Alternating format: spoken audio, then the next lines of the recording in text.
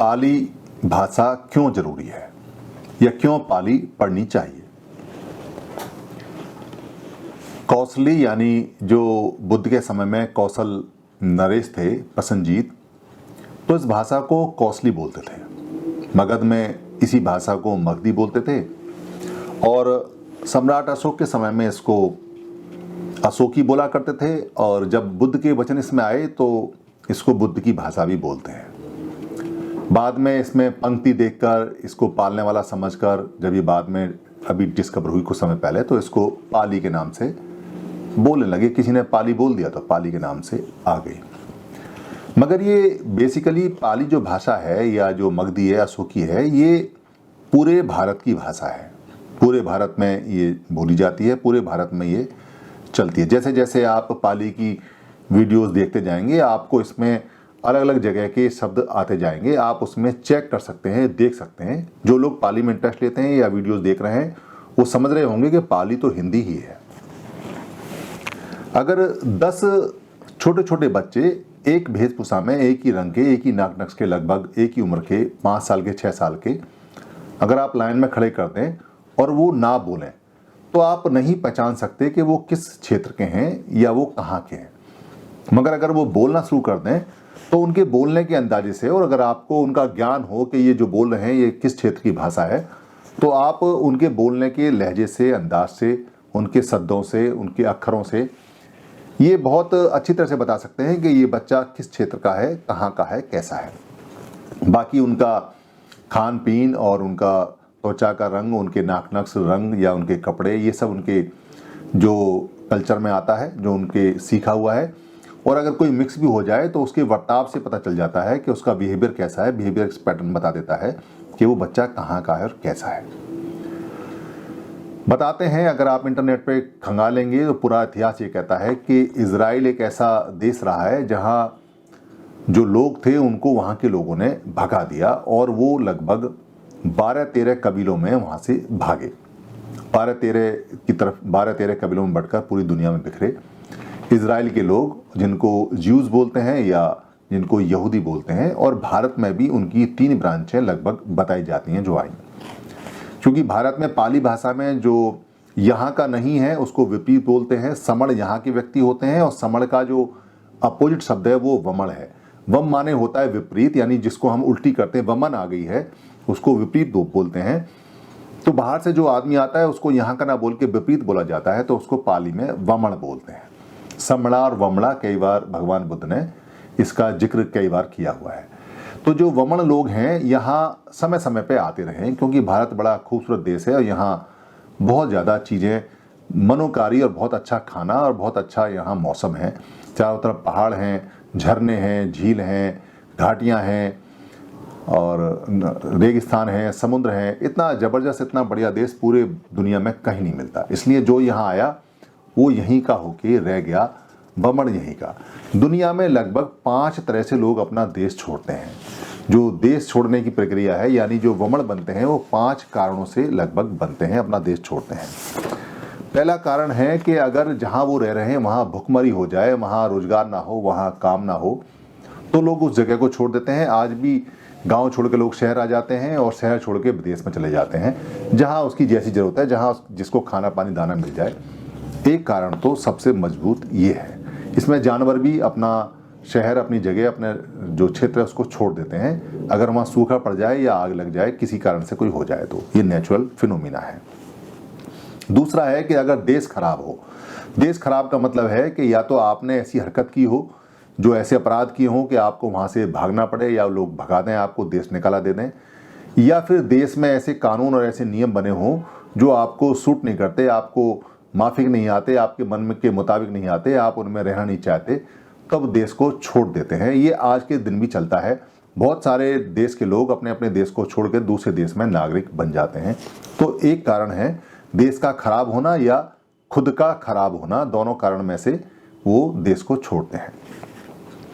तीसरा कारण आता है जो बहुत ही एक सीधा सा कारण है। किसी को अगर ऐसी सजा हो जाए देश में कि उसको या तो मृत्यु मिले या देश निकाला मिले, तो वो देश को छोड़ देता है और फिर कहीं और जाके शरण लेता है या पहले भी लेता है। इसको राजनीतिक शरण भी बोलते हैं, जो आपने अक्सर समाचारों में देखी होंगी, जब एक राजनयिक दूसरे राजनयिक नेता के घर जाके शरण लेता है या एम्बेसी में शरण लेता है, राजदूत में या राजनिवास में शरण लेता है। एक होता है कि आपके देश को अगर या आप किसी दूसरे देश पे कब्जा करना चाहें, उसके संसाधनों पे कब्जा चाहें, वहाँ के लोगों को गुलाम बनाना चाहें या अपनी ज़मीन बढ़ाना चाहें या अपना कंट्री बढ़ाना चाहें या अपना कबीला बढ़ाना चाहें, तब आदमी वहाँ पर आकर रहता है, वमड़ बनता है और वहाँ जाके वो गतिविधि चलाता है, यानी कब्जा करने के मकसद से। और एक होता है जो अक्सर कम मिलता है कि कोई व्यक्ति अपना देश छोड़ के दूसरे देश में जाए इसलिए कि दूसरे देश के लोगों की मदद करनी है, सहायता करनी है, उनको जीना सिखाना है, उनको संसाधन देने हैं, उनकी बहुत ज़्यादा देखभाल करनी है। ऐसे केस कम मिलते हैं जो अपने देश के सुख को छोड़ के दूसरे देश के दुख में जाके वहाँ भागीदारी निभाएं और वहीं रह जाएं। बहुत सारे मिलते हैं, जैसे मदर टेरेसा थी जो अपना देश छोड़ के यहाँ आई और यहाँ आके सेवा भाव करने लगी। ऐसे लोग हैं मगर संख्या में उनकी बहुत कमी है। ये लगभग 5 कारण होते हैं, और भी छोटे मोटे कोई कारण हो सकते हैं समण और वमण बनने के, यानी वमण बनने के। कोई आदमी अपने फायदे के लिए वमण बनता है, कोई आदमी दूसरे के फायदे के लिए वमण बनता है। इस प्रकार जो लोग वमण बनते हैं वो वहाँ की भाषा को अपनी भाषा में मिक्स कर लेते हैं, मिश्रित भाषा हो जाती है। जो जहाँ के आते हैं उनके शब्द उस भाषा में चलने शुरू हो जाते हैं। कई बार आदमी जब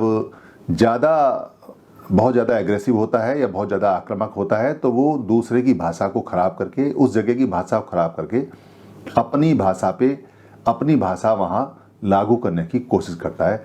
ख़ास तौर से जितने भी आक्रामक रूलर हैं, जो वमन जिन्होंने आक्रमण किए हैं, वो जब भी आए हैं अपनी भाषा अपने साथ लेके आए हैं। जैसे अरब से लोग भारत में आए तो वो अरबी लेके आए जो बाद में उर्दू बनी। जो अंग्रेज़ आए वो अंग्रेज़ यहाँ आए और अंग्रेज़ आने के बाद में यहाँ इंग्लिश उन्होंने चलाई जो यहाँ लोगों ने सीखी। और जो यहूदी जहाँ भी गए वो अपनी भाषा हिब्रू को लेके गए। हिब्रू भी भारत में आई क्योंकि आधा रह भारत में होता नहीं है। भारत में प्राचीन पाली भाषा के अंदर आधा रह नहीं होता और हिब्रू के अंदर आधा रह होता है, इसलिए आधे रह का चलन हिब्रू भाषा से लिया गया और उसी भाषा से लगभग आया गया।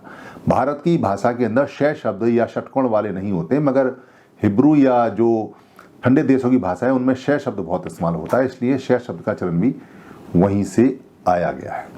तो इसलिए भाषा बहुत ज़्यादा बता देती है कि किस भाषा का कहाँ मिक्सिंग हुई है, कहाँ वो आई है। इनको पिजन लैंग्वेज बोलते हैं, मिक्स्ड लैंग्वेज को, और ये लैंग्वेज पूरी दुनिया में हजारों की संख्या में चलती रहती है क्योंकि बहुत सालों से, हजारों सालों से वमन और समन यानी इन्वेडन यानी एक दूसरे के क्षेत्र में अतिक्रमण या आक्रमण या घुसपैठ होती चली आ रही है। इसको आप घुसपैठ माने या रहना माने या वमन माने, एक ही बात है। हर भाषा का जो मिश्रण होने का यानी मिश्रित होने का बहुत समय लगता है, मगर जो मूल भाषा है वो अपने शब्द कभी नहीं छोड़ती, वो अपने अर्थ कभी नहीं छोड़ती। और बहुत अगर ध्यान से देखेंगे और ध्यान से छानेंगे तो आपको मूल भाषा और मूल जगह मिल जाएगी। जबकि जो वमन होता है वो उस भाषा को मारने में पूरी अपनी ताकत लगा देता है। या तो अगर आप अपनी लोक भाषा को या अपनी जो गांव की भाषा है या जो अपनी क्षेत्र की भाषा है अगर आप उसको बोलेंगे तो वमन जो होगा वो आपकी भाषा की मजाक उड़ाएगा, खिल्ली उड़ाएगा और अपनी भाषा को प्रमोट करेगा, उसका प्रचार प्रसार करेगा। ये पूरी दुनिया में होता है। इसलिए जो बाहर से आए हुए लोग होते हैं किसी क्षेत्र में, वो अपनी भाषा को बड़ा अच्छा बताते हैं और जो वहाँ की लोकल भाषा होती है उसको हमेशा वो कम या इन्फीरियर करके, छोटा करके बताते हैं ताकि वो भाषा खत्म हो जाए। जिनकी भाषा खत्म हो जाती है उनके इतिहास खत्म हो जाते हैं, और जिनकी इतिहास खत्म हो जाते हैं उनकी अपने वंश की जानकारी भी खत्म हो जाती है। आपने अगर देखा होगा पुराने समय में जो जानकारियाँ आती थीं, जो मनुष्य की जितनी भी फीलिंग पे आधारित थी, फीलिंग का मतलब है जो सेंसेशन और जो शरीर में जितने भी वेदनाएं आती हैं उन पे आधारित जो जानकारी थी, भारत इसके लिए बड़ा प्रमुख क्षेत्र रहा है। भारत के लोगों ने अपनी वेदनाओं की जानकारी बहुत ज़्यादा इकट्ठी की है। कैसे इकट्ठी की है? जैसे काली मिर्च खाई, काली मिर्च खाने के बाद में अगर वो जब ध्यान साधना लगाते हैं तो देखते हैं कि काली मिर्च खाने के बाद में शरीर पे क्या प्रभाव पड़ा, या उन्होंने पानी पिया ठंडा तो देखते हैं कि शरीर पे क्या प्रभाव पड़ा, या गर्म पानी पिया तो क्या प्रभाव पड़ा, या उन्होंने ये देखा कि अगर कोई जड़ी बूटी खाते हैं तो उस पर शरीर कैसे काम करता है, इसकी मात्रा गर्म पानी से लेते हैं तो क्या इसमें फ़र्क आता है शरीर में, और अगर ठंडे पानी से लेते हैं तो क्या फ़र्क आता है। ज़्यादा लेते हैं तो कैसी वेदनाएं निकलती हैं। जैसे मिर्च अगर आप थोड़ी सी खाएंगे तो वेदनाएं जो तीव्र वाली हैं वो कम आएंगी, ज़्यादा मिर्च खा लेंगे तो ज़्यादा आएंगी। मगर ठंडा पानी पी लेंगे तो वेदनाएं शांत हो जाएंगी, मीठा खा लेंगे तो वेदनाएं और ज़्यादा शांत हो जाएंगी। ये सारी वेदनाएं, सारे अनुभव, सारे सेंसेशन वो अपने शरीर पे चेक करते थे। इसी के आधार पे वो बताते थे कि क्या अच्छा और क्या खराब है। जैसे कोई व्यक्ति आया और आपके पास आके बैठा तो वो ये चेक करते थे कि इस व्यक्ति के आने से मेरे शरीर पे कैसी वेदनाएं आ रही हैं। इसके लिए सहानुभूति की आ रही हैं, या प्यार की आ रही हैं, या लड़ाई की हैं, या झगड़े की हैं, या गुस्से की हैं, या अवसाद की हैं, या तीव्रता की हैं, या अफसोस की हैं। जैसी भी आ रही हैं वो उसका अध्ययन करते थे।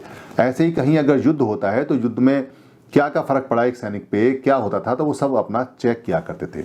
घर के अंदर जो माँ होती थी, कुल माता, वो चेक करती थी कि जो घर के अन्य सदस्य हैं उनका आज स्वभाव कैसा है, आज संवेदनाएं कैसी हैं, ये खाना बनाने पे कैसी हैं, इस मौसम में कैसी हैं, मैंने ये कहा तो क्या फ़र्क पड़ा है। वो सारे शरीर पे संवेदनाएं, वेदनाएं जितनी भी आती थी उनको वो चेक करके, उनका विश्लेषण करके, उनका अध्ययन करते थे। ऐसे लोगों को वेदक बोलते थे, वेदक, जो इन वेदनाओं का अध्ययन करते थे। अभी तो हम वेदनाओं का जो जानकारी है, वेदना का मतलब हम दर्द बोलते हैं। जब किसी को कहते हैं कि आपको कोई वेदना हो रही है, इसका मतलब है कि आपको पेन और दर्द हो रहा है। मगर पुराने समय में, पाली समय में, वेदना का मतलब है कि शरीर पे जो भी प्रभाव हो रहा है उसको वेदना। अगर अच्छा हो लग रहा है तो उसको सुखद वेदना, और अगर खराब लग रहा है तो उसको दुखद वेदना करके बोला जाता था। धन्यवाद।